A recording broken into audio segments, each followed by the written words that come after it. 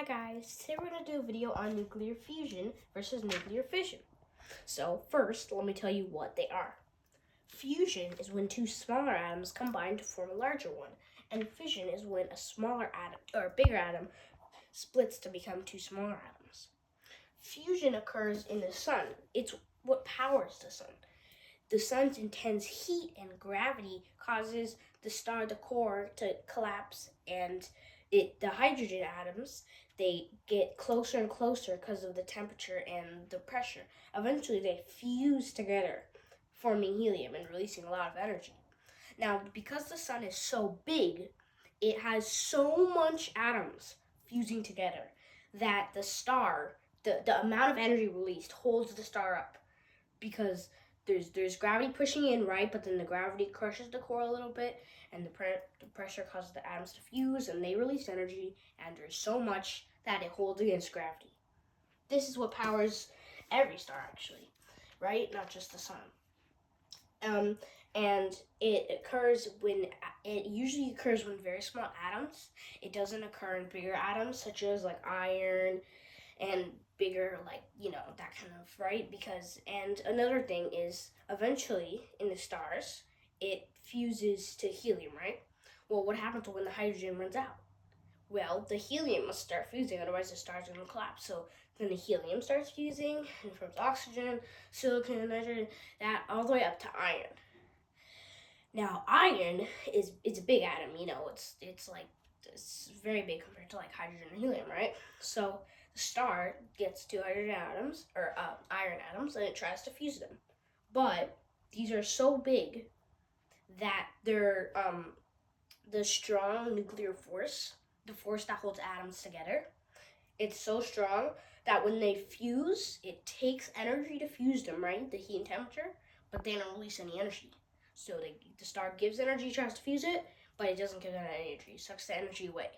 So eventually there's going to be a buildup of iron in the core, right? Because it's just going to try to fuse, it's not going to work. And then eventually there's too much iron, and the iron can't fuse. And so the star is no longer, there's nothing stopping gravity from crushing it. And then it slowly gets crushed, and then boom, it explodes in a supernova. This is what drives the natural force of the universe. And then it gives out all the other gases, right? And then those can form new stars, right? So that's what happens.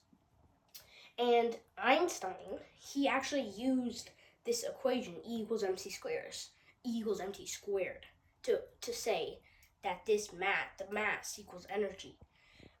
Because he said that if you take the energy from an atom, the amount of energy is equal to c squared, which is the speed of light squared. So that's the nuclei of atoms. Now we're going to talk about fission. Fission is the opposite. It's when two atoms split. Is when one atom splits to form two small atoms.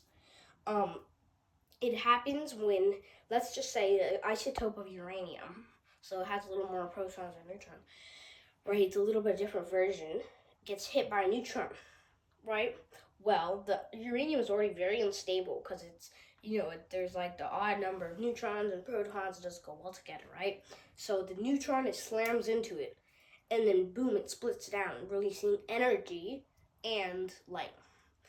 Well, this happens in nuclear reactors, right? Because it's like it's like a very good way to get energy. You just take a bunch of uranium, split it with a neutron, and it splits, right? You get energy out of the process, right? And energy is awesome. But there's a catch.